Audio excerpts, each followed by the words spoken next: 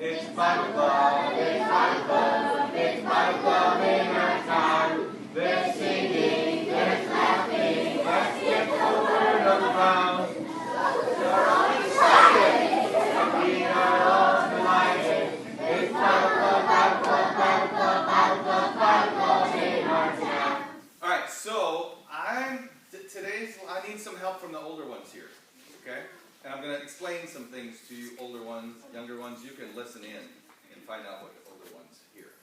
So, today I'm going to tell in the lesson something that our lessons have had me tell you, I think, 3 times already. 3 times. I'm going to tell you about something that happened. 3 times I've already told you. But I was thinking about why are these lessons telling me to tell us this over and over again? And I started looking in the Bible, thinking about it, and actually, the Bible tells us about it over and over again. So, if the Bible tells us about it over and over again, it must be an important thing, right? And, well, we'll get to what that thing is. I think you'll know when we start talking about it. Who is the main man in our stories for the last 2 months or so? I think it would be 2 months or so. Do you know who he is? David. Did you say David? David. That's right. I thought you said David. Okay, well, it was David. She met David, right? So David is the man in our story, and since we've been talking about him for 2 months, by now he's probably pretty old, right? You remember kind of how old he was when we first met David? 15 or 16? Do you remember where David was when we first met him? Where was David when we first... Jackson, do you remember where he was? Where was he? Well, he's in heaven now, yeah, but in our story, where was David when we first met him? Chloe? He was by the sheep. By the sheep. So he was out with the sheep. And what happened in that day when we first met David? When the Bible first tells us about David, what happened? He was out with the sheep, and do you actually know, or are you just thinking of something to say? Yes, you can go to that. Amos? No. He did probably play his harp out with the sheep, and a lion did come along when he was with the sheep. Ian? He was anointed as king of Israel. That's right. He was anointed as king of Israel, but he didn't become king right away, did he? It was a long time. Cody remembers how long it was. How long was it between when he was anointed king and when he was just king of Judah? Do you remember that? Like from 17 to 30. So about 13 years, and then 7 more years in Hebron, or Hebron, however they say it these days. So 20 years before he was king over all of Israel. But David was king for, and I don't think I told you this, he was king for 40 years. Counting the 7 in Hebron, and then 33 over all of Israel. So he was king for a long time. Do you know how long our president of the United States? If they only serve 1 term, how long? 4 years. And then they can be reelected, right? For 4 more years. But then they're done, right? David, if he was the president, it would be like he was elected 10 times to be king. 40 years he was king over Israel. That's a long time. God blessed him. What did God say about David? When he was a young man, he said, David is a man... After his own heart. Yes, after his own heart. Did that mean that David never sinned? No. We know David sinned, don't we? How do we know that David sinned? How do we know that David sinned? Who told us about David's sins? Thomas? God. God did. In the Bible, right?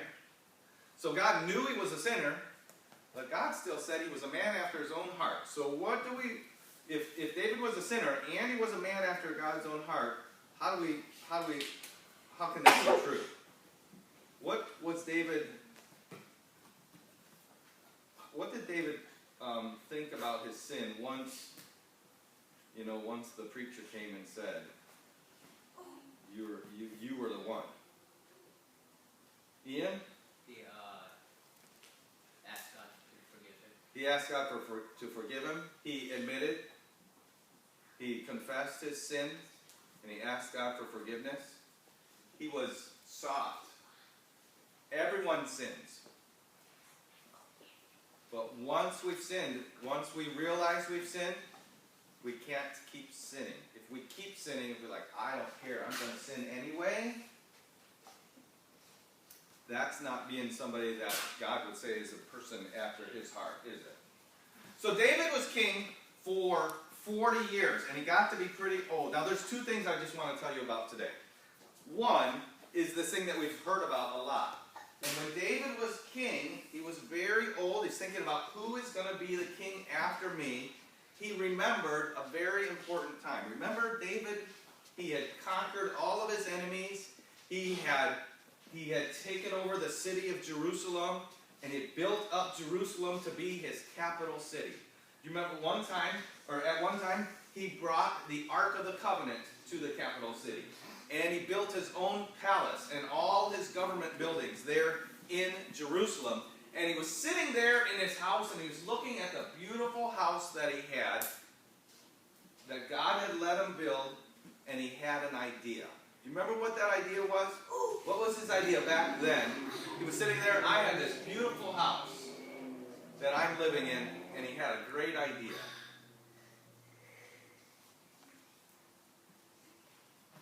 Ian's saying he knows.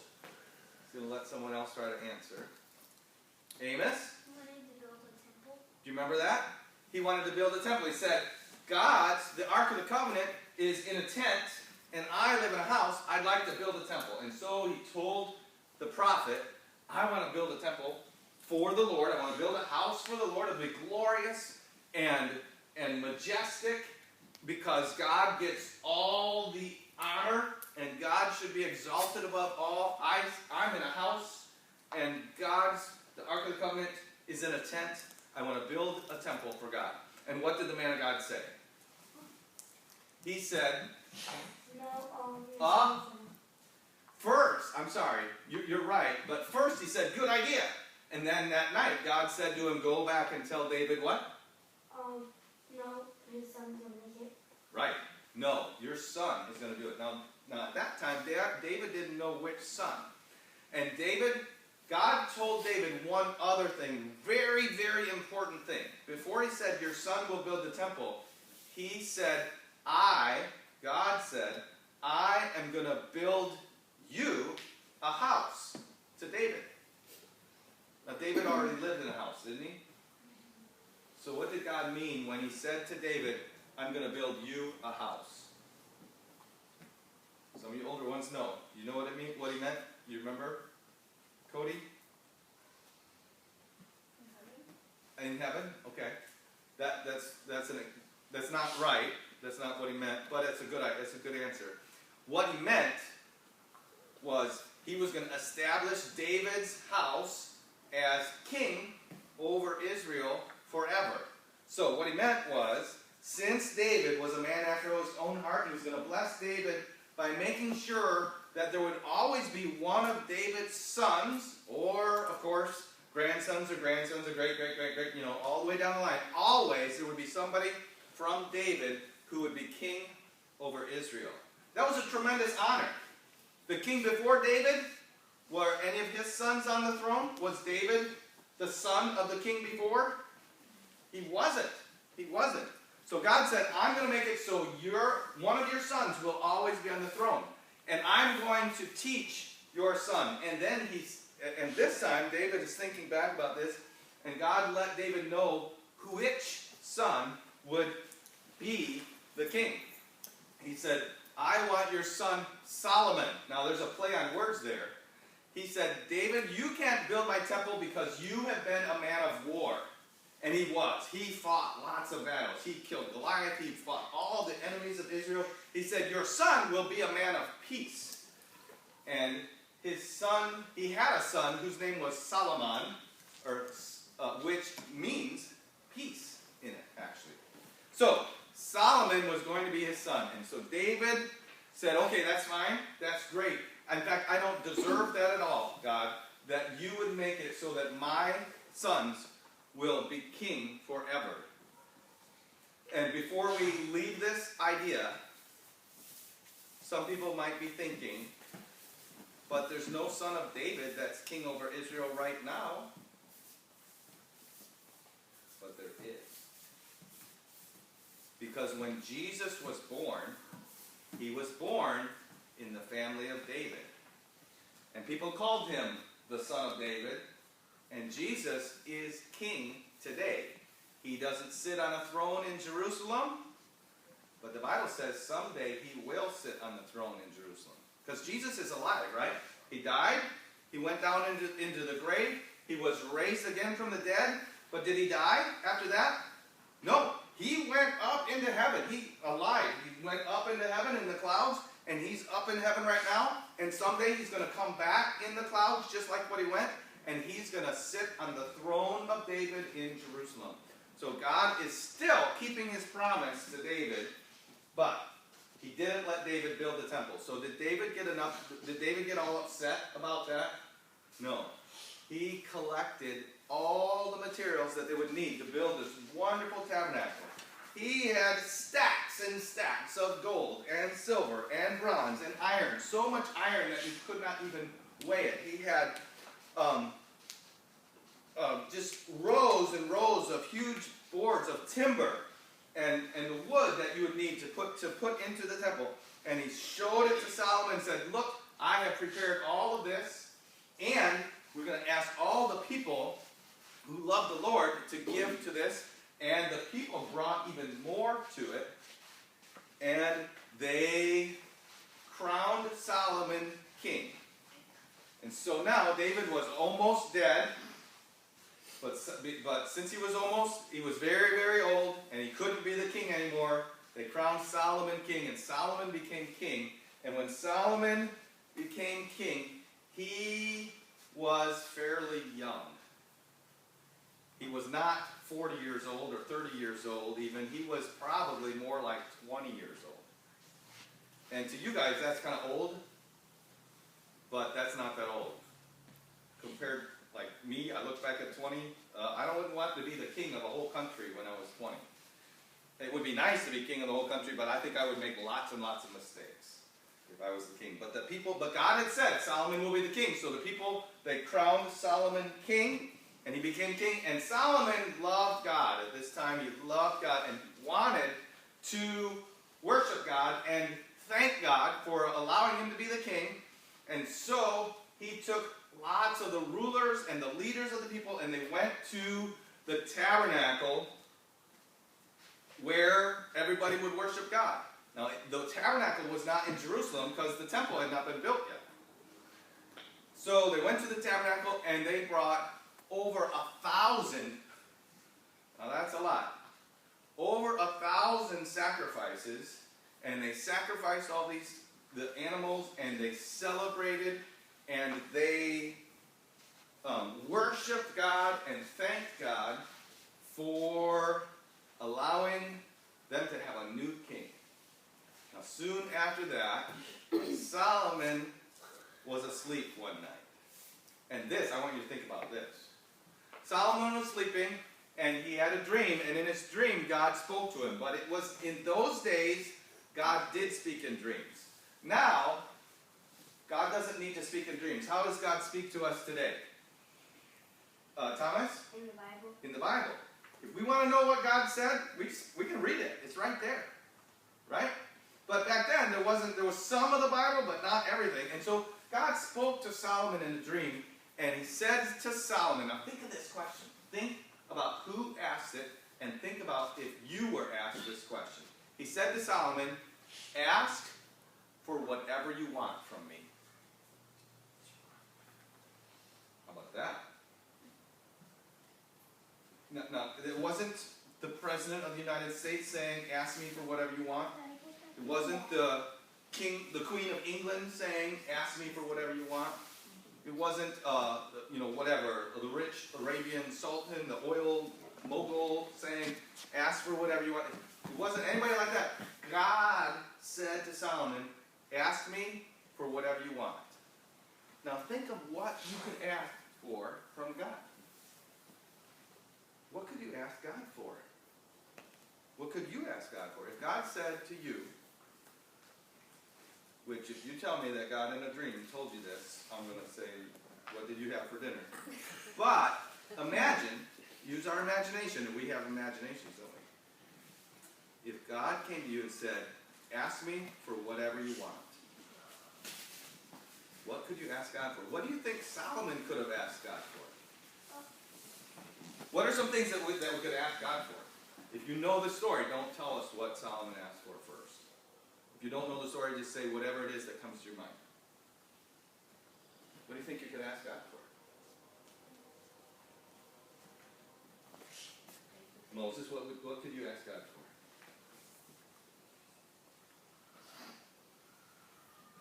I thought you had something in your mind by the way you looked. Jackson? You could ask him for a Bible. Raylan? Chicken nuggets. Chicken nuggets? Yeah. But he could get you chicken nuggets, but he could get a lot more than chicken nuggets. Somebody here said something a little bit bigger than that. Was that you, Maddie? A healthy life. A healthy life. You could say, God, let me live for a long time. And let me live healthy for a long time.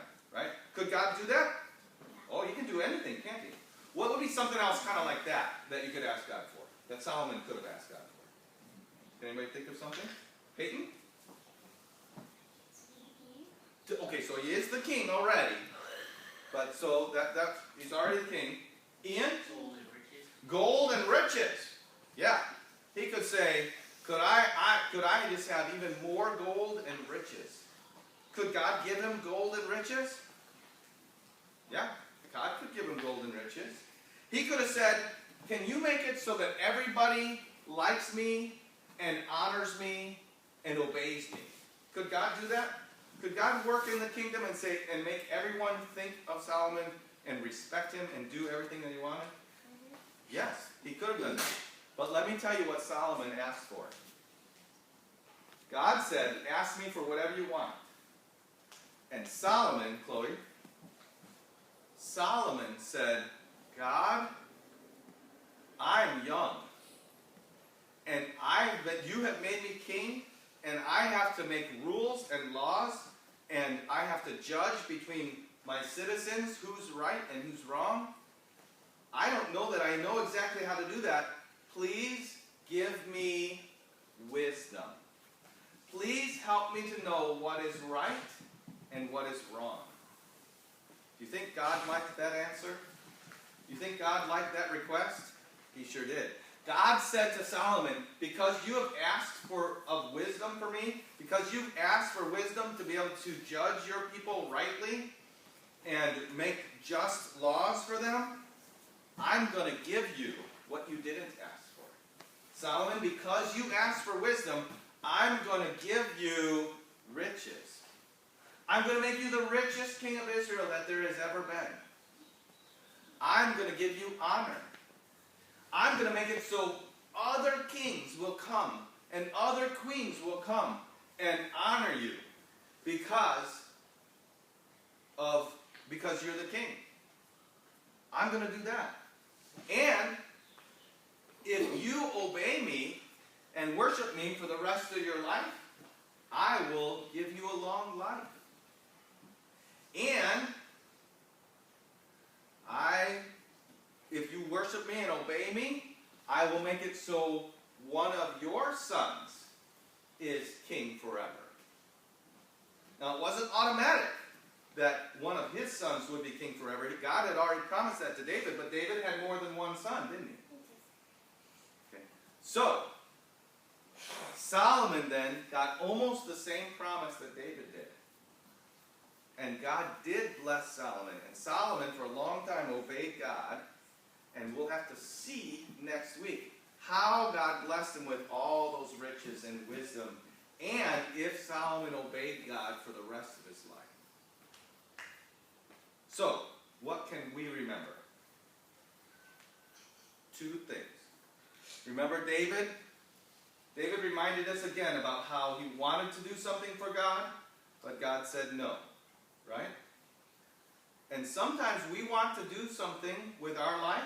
We think this is a good idea, but we find out from reading the Bible or listening to the teaching or listening to the preaching that we shouldn't do that.